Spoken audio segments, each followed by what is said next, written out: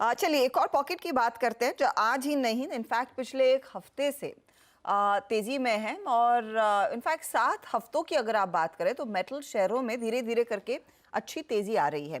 US Fed की ओर से जो बयान आया है कि अगले साल दरें घटाने वाला साल होगा, उसके बाद और तेजी रफ्तार पकड़ रही है।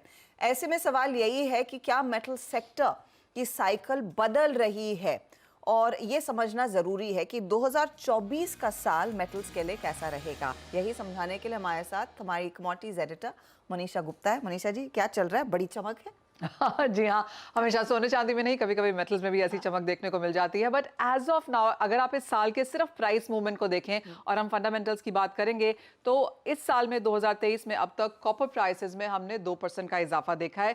बाकी सभी मेटल्स इस साल में नेगेटिव में क्लोज हो रहे हैं। एल्यूमिनियम 12% डाउन है, निकल में 40% की गिरावट है, जिंक 26% डाउन है। तो सभी मेटल्स नेगेटिव के साथ as of now until now यहाँ पर काम कर रहे हैं। लेकिन अपने लोज से अच्छी खासी खरीदारी पिछले 7 हफ्तों में हमने मेटल्स में आते हुए देखी है।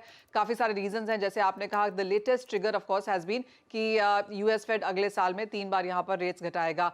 दूसरी बात यह है कि हम काफी सारे माइन डिस्ट्रप्शंस और माइन क्लोजर्स देख रहे हैं, प्रोटेस्ट भी हैं। पेरू मेक्सिको की हालत थोड़ी सी खराब है, कुछ अफ्रीकन कंट्रीज की तरफ से भी हमने माइंस में इश्यूज आते हुए देखे हैं। तो सरप्लस या सप्लाई को लेकर यहां पर कुछ चिंताएं हैं। ये तो दूसरी बात हुई। तीसरी बात है जो रिन्यूएबल सेक्टर है, एनर्जी ट्रांजिशन है, और जिस तरह का डिसीजन यहां पर COP 28 में लिया गया है कि धीरे धीरे फॉसिल फ्यूल्स को यहां पर ट्रांजिशन किया जाएगा, तो उसका मेटल्स को यहां पर काफी फायदा मिलने वाला है। चाहे कॉपर की बात की जाए जो कि एक ग्रीन मेटल के तौर पर देखा जाता है, निकल यहां पर बैटरी के लिए यूज होता है, जिंक यहां पर गैल्वेनाइजेशन, स्टील, इंफ्रास्ट्रक्चर के ऊपर काफी तवज्जो है। काफी सारी कंट्रीज यहां पर इलेक्शंस पे जाएंगी अगले साल में, तो इन सब का फायदा हम मेटल्स को आता हुआ देखेंगे। और रफली कितनी तेजी की बात हो रही है यहाँ पर, अगर मोमेंटम आना ही है तो?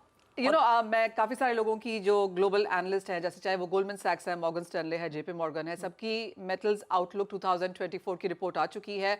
सभी काफी ज्यादा बुलिश हैं। ऑन एन एवरेज 15 to 30% का गेन्स ये सभी बैंक्स एंड ब्रोकरेजेस मानते हैं कि आप मेटल्स में अगले साल में देख पाएंगे। कई एनालिस्ट तो 2024 को द ईयर ऑफ मेटल्स भी लेकर चल रहे हैं। और टॉपिक फिर कॉपर है। एब्सोल्युटली, है ना? कॉपर कुछ कहते हैं ना, डॉक्टर कॉपर।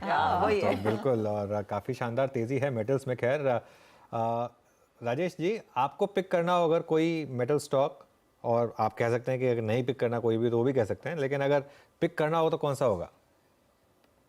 देखिए, नहीं कर सकते ये तो कहना बहुत मुश्किल है। जैसे मनीषा जी सी भी अभी कह रही थी ना, 2024 का साल मेटल्स का हो सकता है। और मेटल्स में अगर आप देखो तो निकल वगैरह के जो प्राइसेस कम है, उसका सीधा सीधा फायदा स्टील कंपनियों को मिलता है कि उनके उसमें रॉ मटेरियल के कॉस्ट में थोड़ी सी फर्क पड़ती है।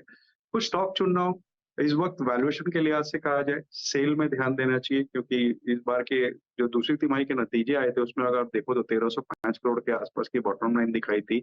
सेल्स वॉल्यूम बहुत बड़े हुए थे, डेट कम करने की बात करी जा रही है, और सबसे बड़ी बात जो कि उनकी अभी क्षमता 20 मेट्रिक टन पर एनम की है, वो 2032 तक करीब करीब 35 मेट्रिक टन की बात कर रहे हैं। तो सेल पे ध्यान देना चाहिए। जिंदल स्टील एंड पावर, वहां पर भी एक बड़ी क्षमता है, वहां ध्यान देना चाहिए। अगर कोल बेस्ड स्पॉन्ज आयरन की बात की जाए तो सबसे बड़ी कंपनी आज जिंदल स्टील एंड पावर है। लॉन्ग रेल सप्लाई करती है रेलवे को, तो कई चीजें हैं जो उनके फेवर में जाती है। मिड कैप की बात की जाए तो मैं श्याम मेटालिक्स के साथ जाना चाहूंगा, जहां की उनका खुद का पावर होने के कारण से उनके फेरोलॉयज की कॉस्टिंग बहुत कम पड़ती है। जो दूसरे लोगों को 8 रुपया 9 रुपया पर यूनिट पड़ता है, इनके 2 रुपया 2.5 रुपया पड़ती है। नेट कैश पोजीशन है, कंपनी के पास डेट है ही नहीं। तो इस तरह की कई कंपनियां हैं जहां हमारी नजर है। पैकिंग ऑर्डर में कहा जाए तो पहले नंबर पर जिंदल स्टील एंड पावर रहेगी, सेल रहेगी लार्ज कैप्स में ये दो, और मिड कैप की बात की जाए तो श्याम मेटालिक्स रहेगा। ये कुछ स्टॉक्स जहां पर तेजी, और लार्जली मेटल्स में स्टील कंपनियां, स्टील से जुड़े हुए सेक्टर पर ही नजरें राजेश जी की है। एक तरफ आप देखिएगा मेटल सेक्टर का आउटलुक जोरदार, मनीषा अभी बोल कर गई हैं कि कॉपर में सबसे ज्यादा एक्शन और सबसे ज्यादा उम्मीदें हैं कि तेजी देखने को मिलेगी। वहीं दूसरी तरफ इस सेक्टर की एक दिग्गज कंपनी वेदांता की हालत बेहद खराब है। यहाँ बता दें कि मनी कंट्रोल पर दिए गए विचार एक्सपर्ट्स के अपने निजी विचार होते हैं।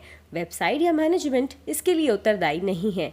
यूजर्स को मनी कंट्रोल की सलाह है कि कोई भी निवेश निर्णय लेने से पहले सर्टिफाइड एक्सपर्ट की सलाह लें।